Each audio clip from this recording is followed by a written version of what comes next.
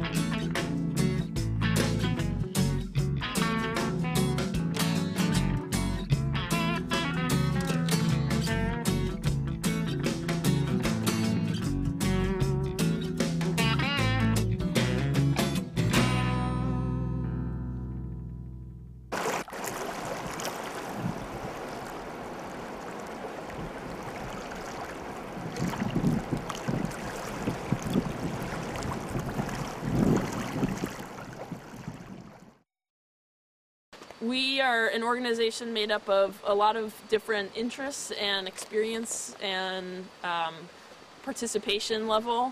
I started as a volunteer and then got on staff a few years ago, and so I always like to kind of bring that up because not everybody, including staff at BARC, knows everything, and so there'll be moments where I'm like, I don't know, and hopefully somebody else is going to know the answer, but so feel free to ask questions, and if I say I don't know and you know the answer, please say what you think it would be, because I like that better. I always like learning something on these too.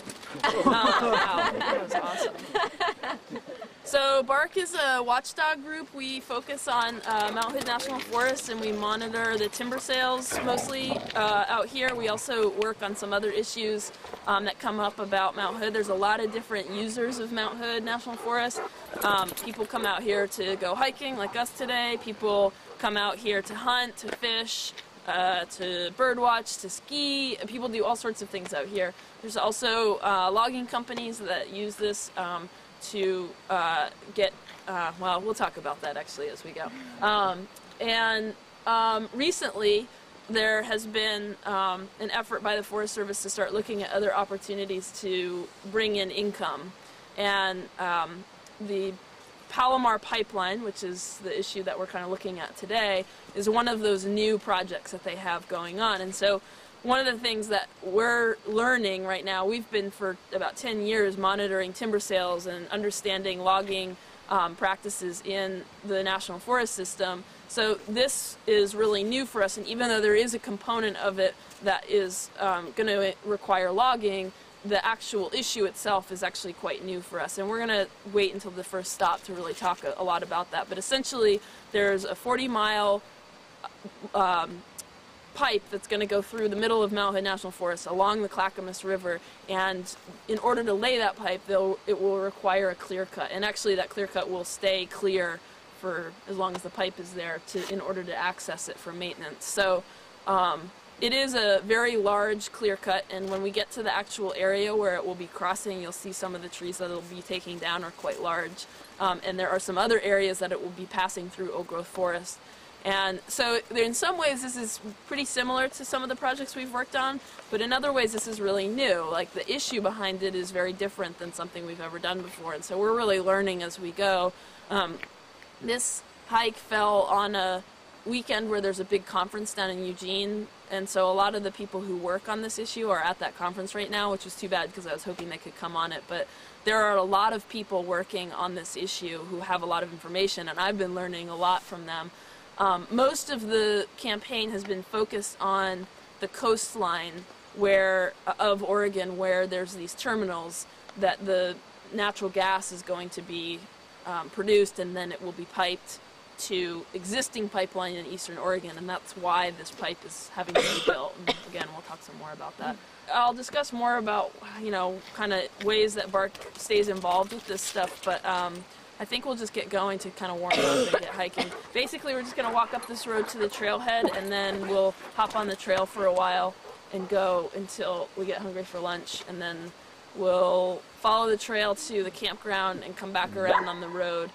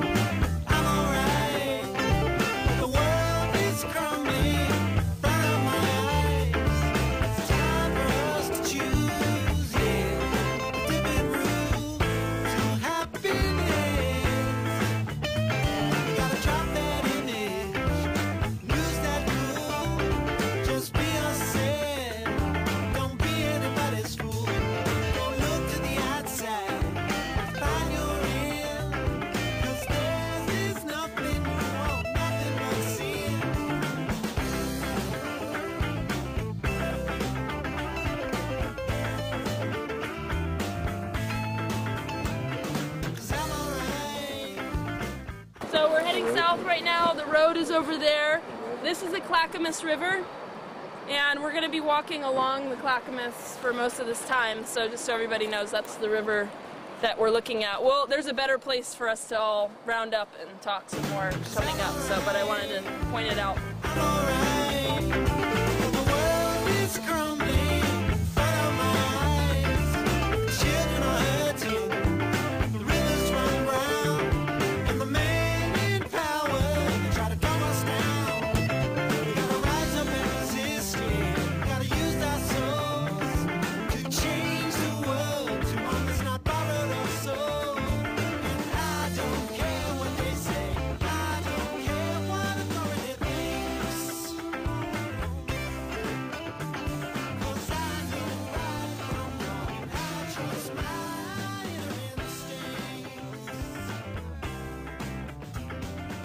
So I'm going to do a quick overview of what this pipeline is about, and if people have questions, stop me, because this stuff is a little bit, there's just a lot of parts to it, and I still have not, I've practiced talking about it some, but I sometimes feel like I'm getting too complicated. People know about natural gas. Do people know natural gas is this type of fuel that we use to heat homes? And at the moment, there's this proposal to have natural gas come from Russia and Indonesia and some other places across the Pacific. And the way it would get here, it would come on ships in this liquid form, which is an easier way to keep in a container than have it in the gas form, which is how we usually get it to customers. When it gets to the United States, they need to have these terminals, these big factories basically, where they re-gasify it. And that process, so the boats come in, these massive boats come in every day from other places across the Pacific. They go to these terminals, and the liquid goes through this gasification process, and then the gas has to get piped to the customers. So that's the basic kind of steps. Along that way, there's a lot of points where people are having concerns that even though natural gas is viewed as this alternative energy source, the process of getting it to a customer is actually so energy intensive itself that the carbon footprint, which is this kind of like phrase we're throwing around a lot these days, which is basically like how much stuff and how much carbon emission does it actually take to use whatever you're using. So maybe you're using some green, version of the product that you're buying, but actually the process of making that product was so intensive that maybe it really isn't as good for the environment as you think it is. So that's one of the big problems with this proposal, is that people are kind of like, well, is this really a good alternative energy source? And as well, when the boats come in to the river, they're coming in, the terminals that we're mostly thinking about are the ones up in Astoria that are proposed for up in Astoria. There's a couple down in southern Oregon that are also being proposed. The other ones that are really contentious right now are actually down in Baja, and those have already been put in. They have caused all sorts of, there's been some studies on the environmental damages that those have caused, and the pipeline itself, which is coming up to customers in California, which is where most of the customer base is for this type of natural gas, has been attacked repeatedly, and there's actually been instances of the pipeline exploding, and all the things that we keep talking about happening have actually happened down there. And that's unfortunately something that hasn't been very well covered in the media. Was that accidental or a sabotage? They think it was a sabotage, actually, from people who were against the pipeline. So right now there are not any of these terminals on the Oregon coast, but there's 5 that have been proposed. And the one that we are dealing with the most, the pipe would have to connect, it would come down through a lot of private lands. So the government uses eminent domain. Basically, we need this land, we're taking it from you, we'll give you a fair market value, but you don't really have any choice over the matter. So it will go through a lot of private land. There's a lot of farmers who have been organized around this, trying to stop this from happening, because even though there might get some reimbursement for the land, there's some really interesting organizing that's been going on around the fact that the pipeline would actually intercept all these really important water, what's the word I'm looking for? Watersheds? Yeah, not only the watersheds, but the actual, why? No, getting the water into the farm. Why am I having irrigation? That's the one I'm looking for. It would screw up all these irrigation systems that are set up on the farmland. So I can't think of that word. And then once it finally gets to about the Molalla area, it takes a sharp turn towards the east and starts to go across Mount Hood National Forest. And we haven't really gotten into this, but Mount Hood National Forest is public lands, meaning that taxpayers own it. We are supposedly part of the decision-making process about what happens on the public land, and so that's why we're starting to engage in these 40 miles, really looking, is this okay for this pipeline to be going across Mount Hood? It's crossing several major river systems. Fish Creek is actually one that we crossed over on 224. That's a major watershed. The next one would be Clackamas. It then crosses the Oak Grove, and it doesn't actually cross the White River on the east side of Mount Hood, but it actually goes along it. So it's getting very close to several major river systems, not to mention the hundreds of streams that it's crossing, which funnel into those river systems. There are several different ways that they actually lay the pipeline down into a river system. As far as I understand, and again, I don't know this completely, but there's a woman, Brenna, who works at Willamette Riverkeeper. That's one of the groups that's working really hard on this campaign, has been doing some research on it, and what she thinks is going to probably happen is they're going to dam the Clackamas for a period of time while they lay the river down, the pipe down, which I really don't understand how that's going to happen. And it will actually be under the river. It will be buried. And then it will come back out. And so there's points where it will be above ground and then points where it will be below ground. It's also it's crossing major river systems. It's also crossing several trails. This trail was one of them. The Pacific Crest Trail was another, which is a famous trail that people do from Mexico to Canada. And it's also crossing what's called late successional reserves, which we are technically actually in a late successional reserve right now. And these are patches of forest where the Forest Service has said, okay, this is really special old growth forest. We're not going to protect this the way wilderness is protected, where we just leave it totally alone, but we're going to protect it in a way to make sure that it's actually spotted owl habitat is sort of the priority, that one special little critter that has done so much for us. But it's basically this one part of the forest where they're like, this is so unique and so special that it hasn't been logged that we want to make sure we don't totally overlog it. So it's actually passing through several LSRs, which is what we kind of call those things, but basically they're just the remaining old growth forests that are not protected. And the other thing it's crossing through, there's lots of other components of, or places that it's going to pass through, and maybe those will come up. These are the ones that have been sort of on my mind the most. Right now, the Forest Service is trying to deal with a growing ATV problem, which is like those quads that people drive on the farms. And I'm sure people are aware of it. We might even see them while we're out here. That's become so hugely popular in the last 5 years. I mean, it's just like that industry has exploded in terms of recreation. Like, whereas before people would buy them for farms or whatnot, now as a recreation, it's huge. And on Mount Hood, particularly along the Clackamas, where you're getting residents from Estacada and some of the communities out there, this is really quick access to free area. You know, most private land, you're going to have to ask the owner if you can use it. Here, they can just come and use the forest. So the way that they're kind of starting to have to deal with this, and one of the proposals they have is these, they claim that we called it this, but they started it, and I think it's actually a really good descriptor, so I'm going to keep using it, but it's these playground areas. And it's basically these sanctioned, there's 6 of them. There's these sanctioned areas that cumulatively add up to about 50,000 acres of forest that will have extensive trail systems specifically designed for ATV use. So it'll have features that are attractive to motorized recreation, as opposed to like a trail that would be better for hiking along. And these areas presumably will be pretty much the hot spots for people to go with their quads and their motorcycles. You can kind of imagine what that might sound like. It'll probably be really loud. It probably won't be very nice for hiking. And it's something that BARC's pushing hard on right now.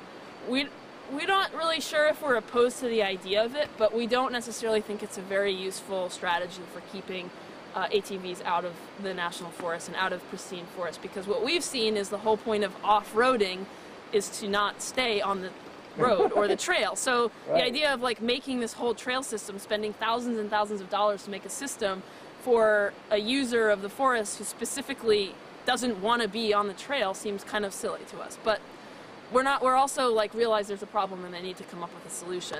One of the things that we see a problem with is that there's 4,000 miles of roads in Mount Hood, and a lot of those roads lead into areas of the forest that they're using that they shouldn't be using. And if they started decommissioning some of these roads, it would create less access to areas that nobody's using other than to take their ATVs up and kind of camp and start to have trail systems going off of those roads. So sorry, back to the pipeline. The pipeline's going through one of these proposed play areas. So one of the other things that comes with motorized recreation, and this isn't a stereotype, it's a reality, is lots of guns and shooting. And a lot of people bring, either they're hunting, you know, they're just bringing their ATVs out and it's just deeper access into the forest for hunting, but also there's like sport shooting a lot of the times at some of the camping areas where they all congregate. And it gets pretty nasty. There's some areas right as you come into the forest where there's just shotgun shells everywhere. They shoot down trees. It's a mess. And I don't want to... What's that? And a lot of garbage. And I'm not necessarily proposing that guns shouldn't be in the national forest, but the idea of a pipeline going through an area that we know there's going to be a lot more gun use seems kind of sketchy. So I don't know. Again, we haven't seen... There's been very little... information provided to the public yet about what this pipeline's even going to look like. And what I'm curious about is specifically through that area, is it going to be above ground? And we don't know yet, but that's a question that I've had out to the Forest Service for a while. I think we'll keep walking. There's a lot more stuff to kind of go over about that. There's one of the things that's been really difficult about this project that's really different for us. Usually BARC deals directly with one agency, either the Forest Service or the Bureau of Land Management, which is another large agency that has holdings around Mount Hood where they log and do some grazing, like they'll let people bring their cattle there to graze. And so usually we just deal with that one agency, and we're either negotiating with them or working with them, trying to show them why what they're proposing is a bad idea. But with this project, there are dozens of agencies that are part of the process of getting this thing through. The organizing agency, the one main agency that's overseeing most of it, is FERC, the Federal Energy Regulatory Commission. And they are this body of government that is so complex to me. There are so many people in it, and I don't really understand how they operate. They're very hard to get in touch with. Whereas the Forest Service, I can call them up. I mean, if anybody's ever called the Forest Service, they're usually pretty nice. They're, they like think of themselves as like out helping the public. And you call some of these, and also the Department of Energy is also really involved with this.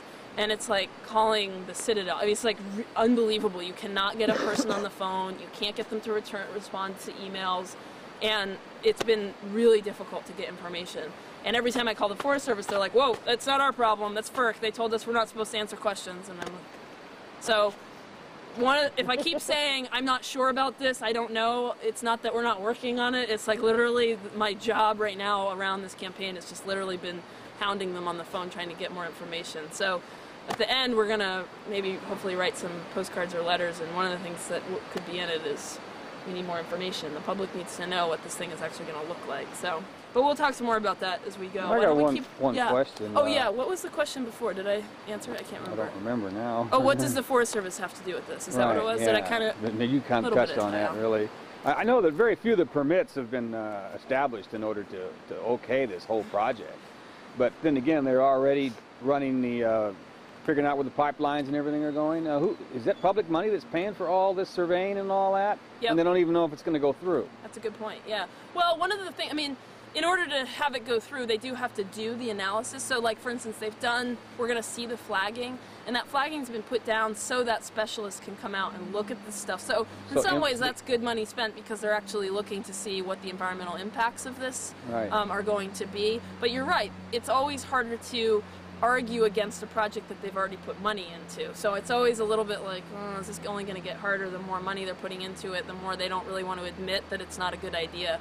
Another thing to consider is that even though this LNG issue is really contentious and hopefully we can stop it, there's no guarantee that that will actually stop this particular project. There's 11 other proposed energy corridors along the west, and they're much larger than this one. One of them just touches Mount Hood and actually is mostly along existing kind of, when you're driving along some areas of Mount Hood and you see major power lines, PG power lines, I don't know if everybody's seen that. Those are actually been laid for a long time, and most of the proposal is just to kind of fix those up a little bit and have them have other types of energy sources going through, so it doesn't have a huge impact. But it is this thing that's coming up a lot, and I want to bring this up when we're sitting around at lunch and stuff, because I'm interested to hear what people think about this. Mount Hood is one of many national forests that is starting to realize we can't really make a lot of money off of logging anymore for various reasons.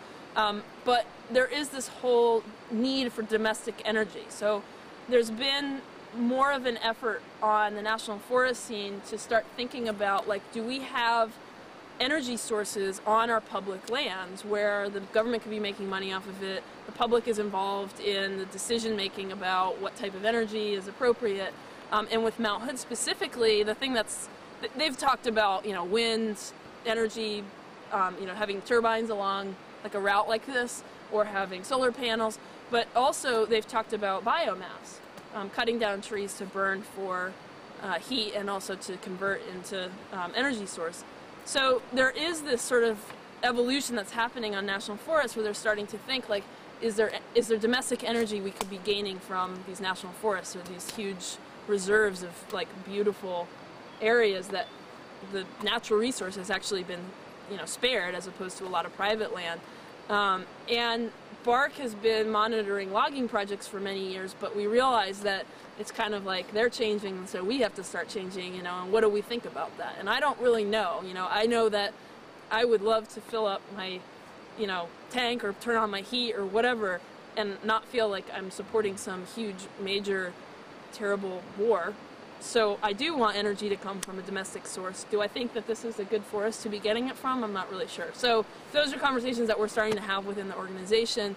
This pipeline, like I said, could continue to, or the corridor, I should say, that the space that they're going to cut could be cut anyway just to be like a future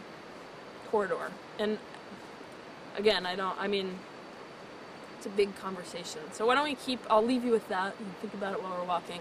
And like I said, as we walk along the trail, if you see kind of an opening, you could walk up and take a look, because it's really beautiful views.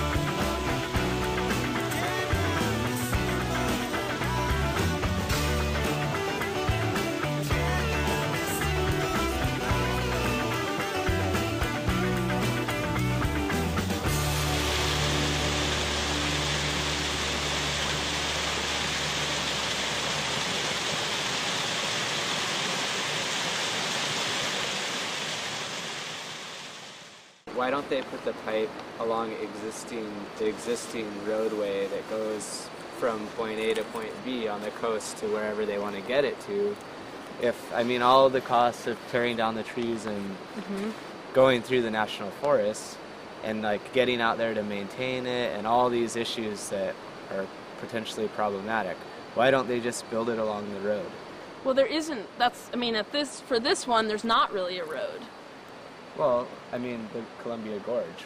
No, that's a good point. I think that actually there's a moratorium on anything like that along the Columbia Gorge because it's protected as National Scenic, so they can't actually do projects like that there anymore, which is good because probably it would have been used a lot more if there wasn't that protection. Like, you probably would see a lot more infrastructure along that area. So this actually is, I mean, if you think about a pipe, this actually is a need. There are not any roads that cross over Mount Hood or along the Columbia that would be very efficient and it'd be like or straight.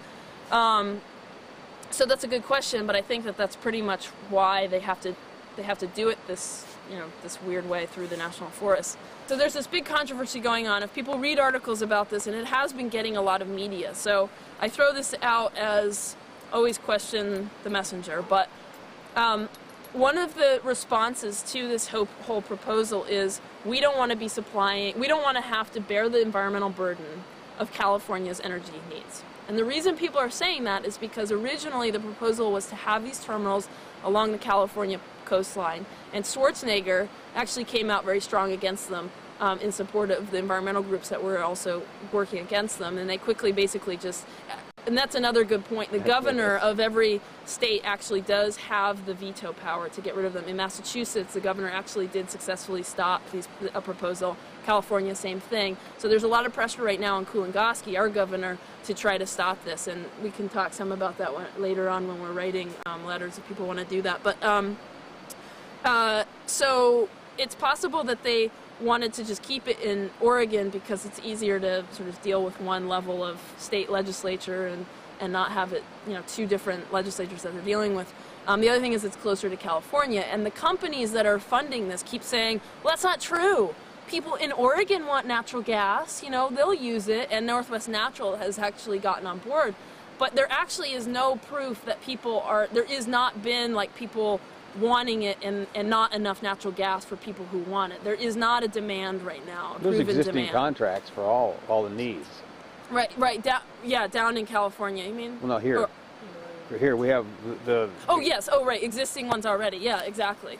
And then on top of that, it's like the amount that they're proposing is going to be coming in will increase it by like 500%, I think is what it was, what it's actually coming in right now. So Oregon's not growing that fast. Like, we're not growing 500% to actually warrant that much more natural gas. So even if there was not an existing need, but maybe in a few years there'll be a big population growth and we'll need it then, it's totally unreasonable. And we certainly wouldn't be sending it to Eastern Oregon. Right, which is where the existing pipeline that goes to California is. So it's very clearly, at least for the short term, going to California market. And I think that that's a really touchy issue for a lot of Oregonians, because it's kind of like, you know, how come we're the freakish bastard child of, you know, like this, you know, it's like if they want it, they should have it on their coastline, and if they don't want it, then probably that means Oregon people don't want it too. And anyway, so that's a big part of this sort of strategy, and I think it's a completely justifiable excuse, although I have to say that the companies that have been working on this have their messaging down pretty pat, and it's hard to argue against it, because they basically say, well, people want it. If you want it, if you're going to buy it, we're going to have it. You know, you can't say you don't want it and then buy natural gas. That's what got us into the mess we're in with petroleum. Right. Yeah. And I think that there's some point where we just cut that off. There's a lot of oil. I mean, I have an oil furnace at my house, and those are not great. So I would imagine somebody's out there making the argument that natural gas is so much better than oil, and so many people in Oregon might want to be upgrading, that's where the demand could be coming from. Yeah, and actually they keep calling this the bridge fuel, because their view is people will make this, it's not such a huge thing to outfit your house any differently. You can get lines put down and get your tank, you know, shut off. And so that's why they call it a bridge fuel to alternative energy. Well, this was a bridge fuel 20 years ago. It's not a bridge fuel now. We don't need, like, we need to jump from natural gas. Leap over the bridge. Now. Yeah, it's like this isn't this it's a barrier. So that's another response. I think it's a good point, though, that people are ready to make that leap away from. And so what are the other things? And that's why this conversation comes up in my head. Well, okay, so what if this corridor does get cut, but instead of a natural gas line, they put a whole row of wind turbines? And it would be really ugly, and they would have cut down all these trees. But maybe that's better. I don't know. I mean, that's literally a question that Bark is like, what do we think about that? So I agree that we need to make that jump, but I'm not really sure how to do it. Yeah. I was recently talking to a good friend of mine. She's a CEO of Alliant Energy in Wisconsin, which is a very big energy corporation. She's about, well, I shouldn't say this in public, but her viewpoint was that there is no option. The only option is to stop demand. That is, we're at that point. She is a spokesperson now for pushing their new coal plant over there, and I think she's going to quit her job rather than push the coal plant. She's been there for a long time. So the idea is there an alternative? According to this friend of mine, there is no alternative except for to decrease what you're using. It seems foolish to put all this time and energy into more, more foreign sources that we know are really not renewable and not sustainable in the long run. Yeah, and as people keep pointing out as well, which is, I am always nervous about this argument, but it's been made. That these are coming from countries, from people who hate us. Now, I actually was fortunate enough to go to Indonesia in January, and I can assure you that they don't all hate us, and it's not a terrorist breeding ground as the U.S. is trying to make it out to be. But it's true that that a lot of the sources are coming from places we don't exactly have good relations with, and we regularly like to put sanctions on or go to war over. So I think that it's, while I'm not a big fan of the idea of saying these people hate us, that's why we shouldn't be getting oil from them or gas from them. I do think it's a good point that it's not exactly the best places to be relying on energy sources from. So well, the whole country doesn't have to hate us. Just a small segment of them that are against us could bomb and sabotage these facilities down the road after we become used to having that energy. Yep. Probably our own citizens would be more likely to do that, though. Yeah, but it is a good point that like anybody who's angry enough, it becomes a pretty easy target. I don't know if has anybody seen pictures in the media of what the boats look like when they come in? Yeah. They have these huge white balls on them that's where the stuff is stored, and they're really like kind of so obvious. It's like a target. You could imagine somebody just being like, and I mean I don't know how that mindset really works, but the argument, it seems actually pretty good that it's like this is just a moving target going into a very small community, along the Columbia. So, did you talk about how much energy it takes just to compress it, the gas? Do you know some of the? I know it's a lot. Like when you drill gas in Indonesia, when you compress it into the boat and then you get it back out in our pipeline, you only end up with maybe 2/3 of the original gas because it takes so much energy to supercool it and compress it into the boat. Yeah. And that's not even dealing with the issue of all the petroleum being used to get the boat here. Yeah, and then also in order for the boat, let me see if I can explain this correctly. In order for the boat to turn around, basically it comes in, and this happens every day. The boat comes in, and then it has to turn around to get back out the river. There's something about the way that it's actually going to be turning. The boat is so large, and currently there's not any boats that are that large in this one part of the river. It's basically just going to like over and over and over again create these huge water turbines that are just going to completely mess up the river system. And it's going in, and the proposal, there's like a whole bunch of habitat there that currently exists for some salmon habitat. And again, I'm not going to get too into the details because I don't know exactly what it looks like. I haven't actually even been there yet. I've seen it from the other side of the river, but I haven't been to the actual site.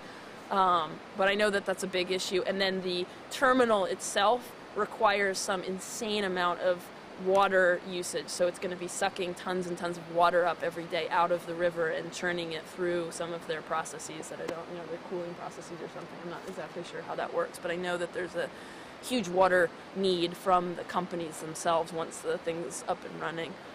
That's another thing to consider, the water getting depleted out of the river system. So there's been a lot of fishermen against this, and it's because of the dredging. Yeah, because of the dredging. It's pretty interesting to see how this campaign, and maybe we'll just talk about this later, but it's been amazing to see how many different groups of people have been touched by this and are coming out in protest against it. So in a forest canyon, I thought to myself, this ain't the way we should treat our world. No, no, no, no, no.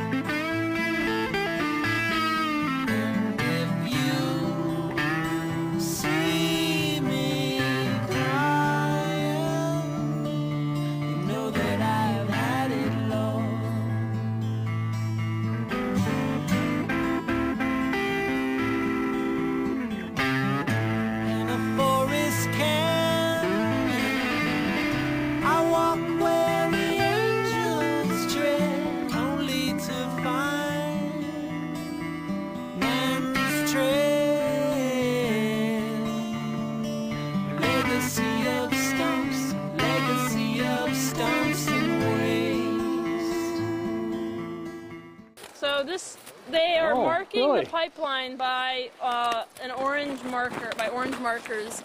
There's a couple up on the road. I don't know if people saw the pink and red flagging. I'm not sure what that is about. Again, I've emailed them about whether they flagged it, and they didn't even let me know that they had. And I found this flagging the other day when I was out here. Typically, red means road. That's where they're going to put a road. So it seems likely that because there's red flagging up there, that maybe they're going to build some. It would probably be a spur road, like a temporary road, which we kind of don't really like that word because there's no such thing. Roads, once they're built, are there for a long time, no matter what you do.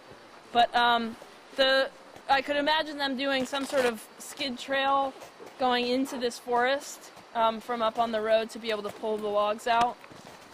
But I don't know what that's all I can imagine what that flagging is. The proposed sort of pipeline width is on average about 150 feet, but we know that they're going to have to do it much wider than that in some areas, particularly on the steeper slopes. I can't imagine that they would have to do, this is pretty flat and clear, so I can't imagine that they would have to log like a huge amount of this area, but I just don't know. We will follow these orange flags and at least be able to see, like, we know that at least, let's just assume 50 feet on either side, and you're going to see a lot of trees that it would be really unfortunate if they had to log them within 50 feet. Not to mention, obviously, and this might be obvious, but maybe it's really not that obvious, the amount of impact a logging project can have on a forest is pretty intense. Like, even if they're not taking out all these trees, once they take out several, you have trees susceptible to wind throw, so a huge gust of wind comes in, a storm comes in, and suddenly they don't have the protection of lots of other trees blocking the wind, and so probably on the edges of that route, you're going to have lots of blowdown happening where the trees blow down because there's more wind hitting them. You could also have invasive species coming in. Roads are really good travel routes for invasive species. They come in on the treads of your wheels, and then they'll just keep following wherever the road goes. So that's why you see a lot of Scotch broom, that yellowy, broomy looking stuff along the sides of a road. That's an invasive weed, and it will push into the forest. There's Himalayan blackberry, lots of stuff like that. So that could also happen along the route. And that would bring invasive species where, I mean, I haven't actually, I've been sort of surprised. I haven't seen much in here. I've seen some holly, I think. Yeah, there probably is some holly. So, again, we can keep talking about the environmental impacts that come in with logging, but that's some stuff to start thinking about. So we're going to go off trail now. It's snowy like this, but it's also, you can see it's kind of spread out. Like, it's not, we're just going to go down to the river, which you can kind of see through the trees, so we can see where it's going to cross the river. In a forest canyon, I watch the eagles sail. In a forest canyon, no place for them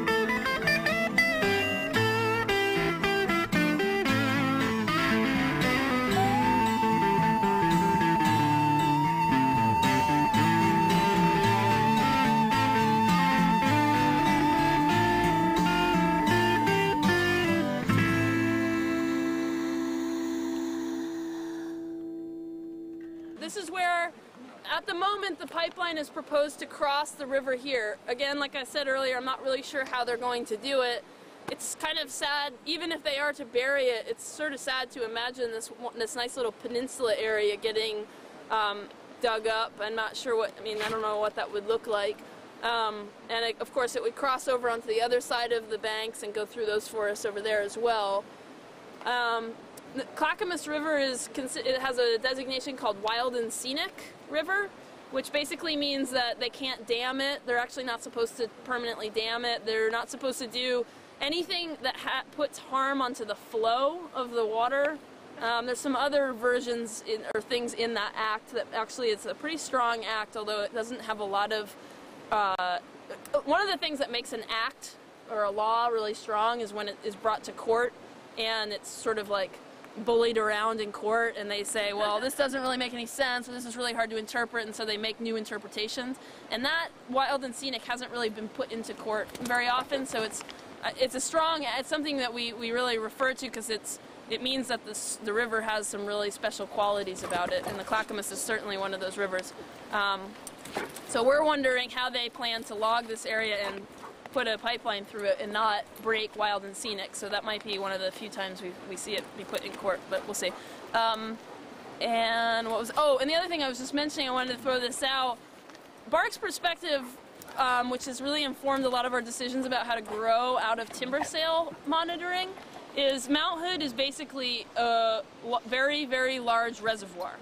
And when you look up and you see Elliott Glacier starting to melt and you see some of the snow coming off of the mountain around this time of year, that water is going into watersheds that go directly into our sinks at home. A third of all Oregonians get their water from Mount Hood, and that all comes from the rivers and the glaciers. So when we talk about water quality, we're not just talking about water quality for fish, and we're not just talking about water quality for the importance of the watersheds within the forest, but it's also like we're talking about our drinking water for reals. You know, it's not just lip service. So from BARC's perspective, we should be managing, if we're managing anything at all, managing these forests with the top priority being water. And that's a big issue when you start looking at things like logging and these proposed corridors.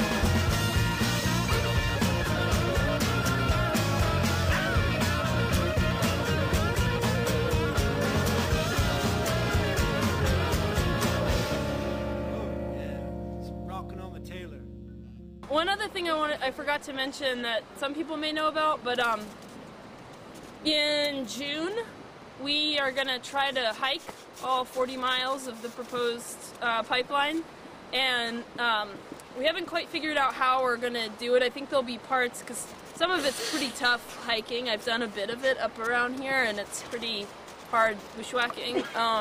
So some of it will be kind of just like a small group of people who are just like ready to go for it, but then there'll be parts of it that we do want to have be kind of a public hike, and then we'll advertise where we're stopping for each evening, and if people want to meet up with us to camp, and that's going to be sometime in June. We haven't exactly figured out, probably in the middle of June, and if people are interested in that or want to join us, you can keep in touch with me. And also, if people want to get involved with us, I'm a good person to talk to about some of the stuff that we have going on, and I think we'll see how much time we have when we get back to the cars. But if people do want to take a minute and just write a short letter, I have some paper to Kulangasi. We'll put it together and send it to them tomorrow. And I usually just include like a cover letter telling them our actual route and including some pictures from what we saw today. But it's good to keep up pressure to him, and we've been doing a letter writing campaign to just remind him about who's out here and who's doing stuff and what his job is. And what his job is. Thank you. One of the other things that BARC is doing right now is we're working on this campaign to try to get the number of roads taken out of Mount Hood. Right now there's about 4,000 miles of roads, and last summer we actually did a really great inventory of about 10% of those roads, and we had volunteers out doing surveys of what the impacts of those roads were on the forest, how the streams were passing through, whether they were getting blocked, and we found out a lot of really interesting stuff. We've been using that data to work with the Forest Service to come up with a plan for the next 10 years or so to try to take out roads instead of continuing to build them, because those have a huge lasting impact on the forest. And if people are at all interested in that campaign, we have a lot of really cool opportunities to get involved. And the best website to go to for that is mounthoodplan.org. And that has lots of information on it. It also, we've kind of started moving in this direction of trying to come up with some bigger vision of what people want to see happen in Mount Hood. A lot of people recreate here and live in Portland because of the access to Mount Hood, and so we've started doing some efforts to engage people on, if we could have our way with what Mount Hood is and what it represents, how would it look, and what kinds of things should we be starting to push the Forest Service to prioritize, and things like recreation, clean water. And so actually on mounthoodplan.org, we started a collection of audio of people who have lived on the mountain or have experience on the mountain talking about it. And right now there's only 2 up, but we have a couple of others that we're going to post soon that are really great. There's one from this woman, Kate, she's 90, and she's been living on the mountain her whole life, and she's just amazing woman, and so she talks a little bit about that. And so it's a great site to go check out some of the stuff that we're working on with that campaign. Oh, watching in the battle, yeah. Say what you want about me, yeah, but I'm a living in the green world, and I need the air to breathe. Some will say you gotta get your kicks